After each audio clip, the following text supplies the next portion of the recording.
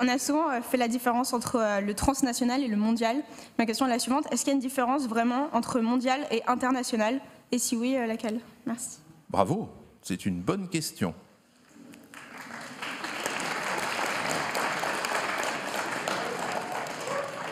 Et c'est une bonne question de synthèse. Alors, l'argument du cours, espace mondial, est fait pour mettre en évidence cet adjectif de mondial face, contre peut-être le concept d'international.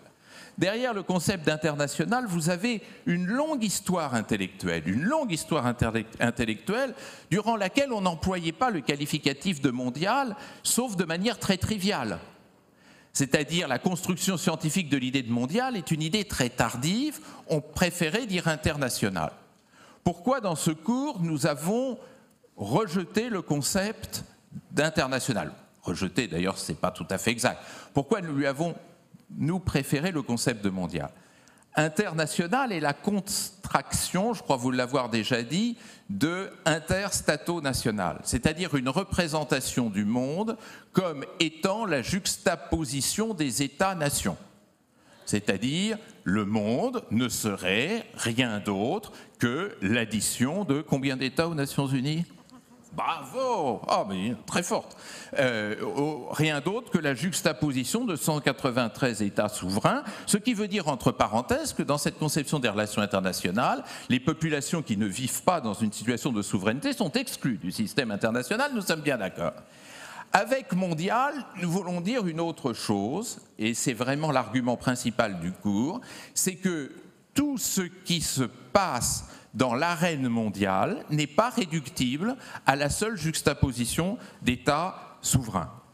Qu'il se produit de très nombreuses relations et interactions qui laissent de côté les États, voire les mettent en relation avec d'autres acteurs que d'autres États.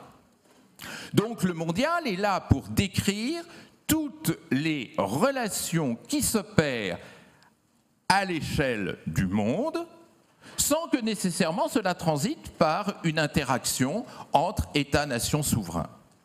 Avec l'idée sous-jacente, qui est l'un des arguments clés du cours, que vous pouvez discuter, il ne s'agit pas du tout de prendre ça comme évangile, mais c'est en tous les cas un problème qui est désormais posé, qui consiste à dire, mais ce qui se passe d'échanges, d'interactions, de relations au niveau de l'arène mondiale, peut être très déterminant dans les comportements politiques, économiques et sociaux des acteurs sans que cela passe par des États.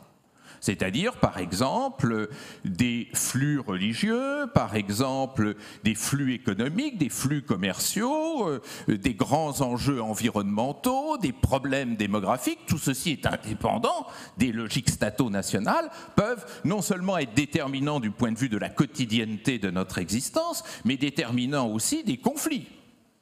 Peut-être déterminant également des rapports de domination, peut-être déterminant aussi des partenariats qui s'opèrent dans l'espace mondial. Alors, le grand débat qu'il y a actuellement, c'est entre les conservateurs qui disent non, attendez, il n'y a que des relations internationales, c'est-à-dire ce qui compte, c'est les relations entre États-nations, le reste, c'est peut-être intéressant, mais dans un autre domaine, qui serait la sociologie du monde ou je ne sais quoi. Et ceux qui disent au contraire, mais non, de plus en plus, ce qui est important, ce qui est déterminant, c'est ce qui échappe au contrôle des États. Échappe au contrôle des États, j'ai dit échappe au contrôle des États. C'est-à-dire que je définis, en disant échappe au contrôle des États, un nouveau type de relation à la surface du globe. Et ce nouveau type de relation, ce ne sont plus donc des relations internationales, mais ce sont des relations transnationales. La transnationalité, ce sont des relations qui s'accomplissent dans l'arène mondiale en échappant ou en contournant les frontières, les logiques de souveraineté. Voilà donc ce qui permet de distinguer mondial, international, transnational.